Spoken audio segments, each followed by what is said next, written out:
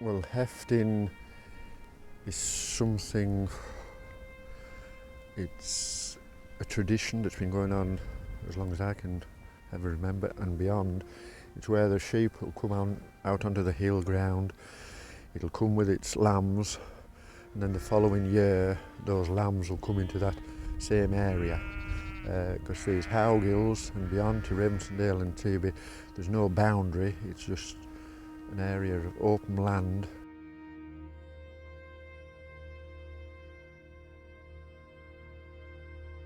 Well, there's a lot of hefting over years. It's been to do with shepherding, walking round your allotted heft, sorting them from a neighbour's, not moving them very far, just turning them the right way in the direction which you would gather them, in your seasonal gathers.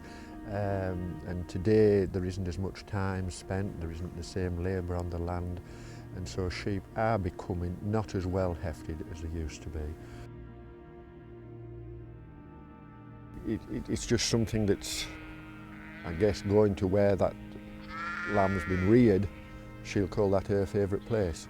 They're always there, or some's lower down, and so that's just where they've been reared will be their favourite place. Up in that heather there somewhere, and just looking around, I just love being out in the fell. There's no obvious boundaries. It's usually by a beck, a valley bottom if you like, going out to the ridge of the fell where we meet over with Courtley, Ravensdale and Teby. Some of the flocks heft is near the in-by land, but there's some of it, like ours, to the top of the fell. It's about 3 miles away from the steading, and it doesn't start till about a mile away. Some sheep heft much easier than others. I've heard it said that years ago, I'm thinking about my grandfather's time, the 1880s, 90s, there's quite a bit of hefting being done, but they take the sheep to a certain part on Howgill Fell and they'd stay with them for about 3 weeks. The actual right word be landscape, I don't think it's changed at all. It's the management of it that's changing. You've got to be a countryman to start with.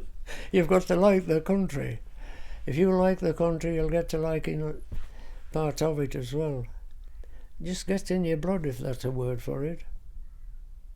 We came into Howgill at about 1765 or something like that. But there were some cousins there before that. And from 10 years old, there's no one sheared a sheep other than me on this farm for about 15 or 20 years. Yeah, from 10 years old, I used to stay off school. I could do about 10 in a day, that's all I could do.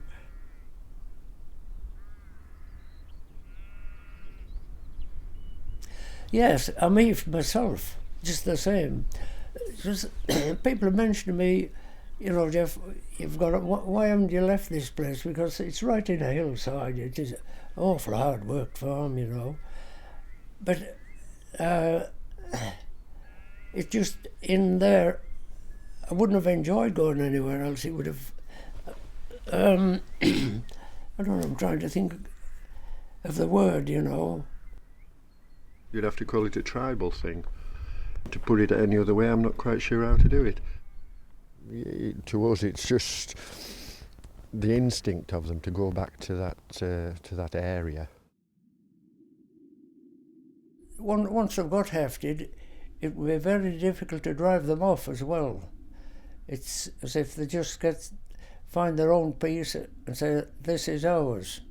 You just you'll walk through, as I do, what they call the green mare, through 2 or 3 flocks. And they don't move for you. They may mix a little bit, but most of them quickly spread away from one another if they're alien, Oh yes, I mean they wouldn't leave here whatever. If you took them over the other side, about 11 miles. You see, most of them find their way back.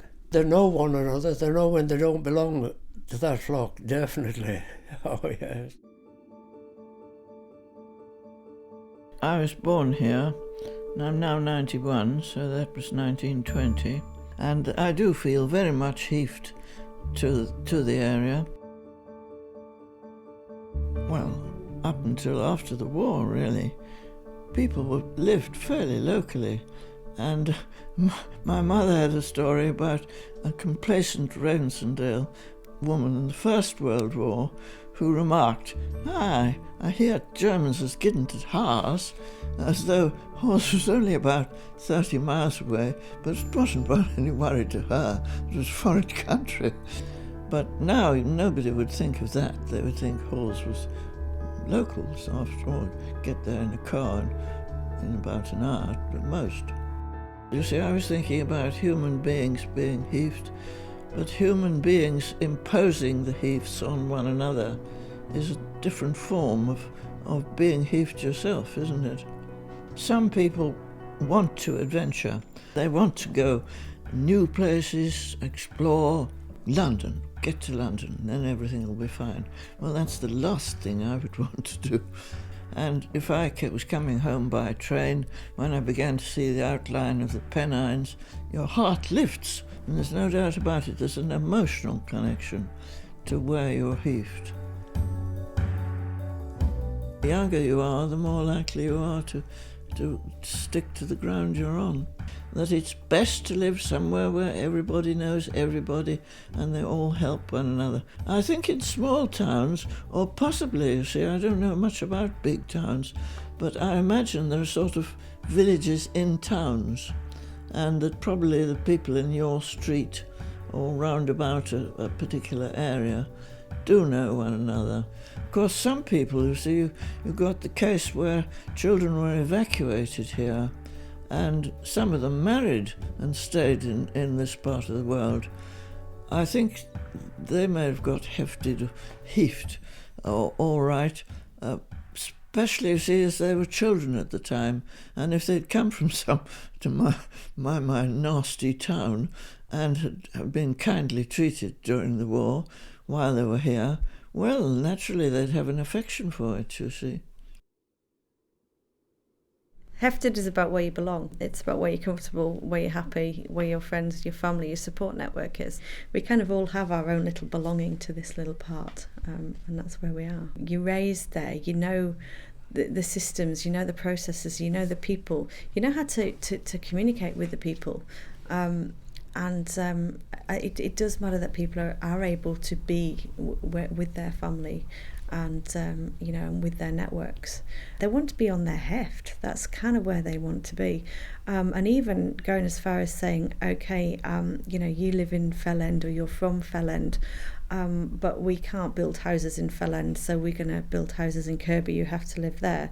It's really kind of fish out of water stuff, I mean, to us, Kirby Stevens is a very urban area. You have neighbours. There are people across the street.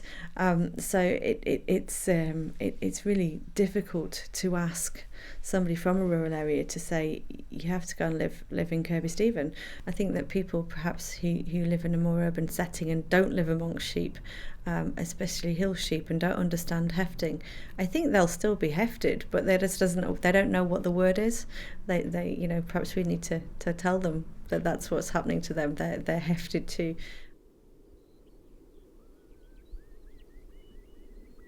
I often walk the dog around the fell here, well, every morning actually. It's interestingly how we take the same route every morning.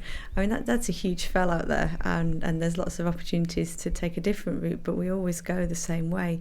It's almost like we're sort of following the sheep trods. Well, we are following the sheep trods, but I guess we're treading our own as well.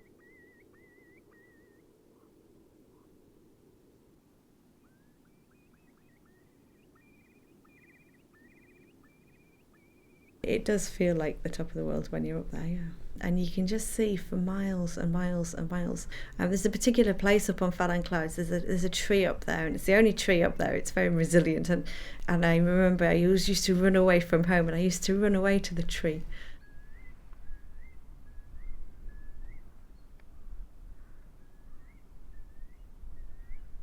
So my earliest memories are about following my grandfather around, putting walls up or doing things with sheep in this valley. There's just a very, very powerful sense of belonging in families like ours. I think there is something very distinctive about this place that we're in, the Lake District. A culture that goes back a very long way, which is different from other places. A set of values about what people are. And it's partly to do with how they adapted to live in this landscape. There were small landowners who had stronger rights to the land that they were on, and therefore had to be less deferential to other people. It was more egalitarian. If you can look after your sheep properly and you can make a living, you're as good as anybody else. So I think there's some very particular values to this place, and that's not original to me thinking that. That's something that like Wordsworth and other people noticed 200 years ago. They said, hang on a minute, something here of interest that the rest of the world can learn from. You said, did I have a favourite place? We as children, and I don't think this was inspired by our parents, had an immense contempt for anything that wasn't in Westmoreland, even though Yorkshire began about 200 yards from the house, and also a sort of geological affinity that the Howgill Fells were contemptuous little rounded things, whereas our fells were proper pennines with ridges, Carboniferous era as opposed to Silurian, which is what the Howgills are, and more shaly ground and therefore round-shaped. We used to go down the fields and see lambs lying asleep and see if we could creep up on one and catch it, you see. Well, we didn't really do any harm because we didn't disturb them. I mean, they woke up, yes, and we'd had hold of them, but we just then let them go again. And there used to be a flat stone in one of the fields, which naturally was warm, and generation after generation of lambs would lie on this stone. We called it the lamb-stone, and that was one of the places where we generally catch a lamb. But you see, all that's sort of embedded in one if you've been brought up in a place. I think this generation, my generation and the next one coming through that's a bit younger, I think they'll find ways still to be here. And I think that actually is the real history of the Lake District, the way that people have endured, have changed, have coped with all sorts of problems, have adapted. I think it may be very, very difficult. There's lots of challenges coming up, and I think that's why it's really, really important. You need both hefted sheep and you need hefted people, and it's what underpins everything good about the Lake District.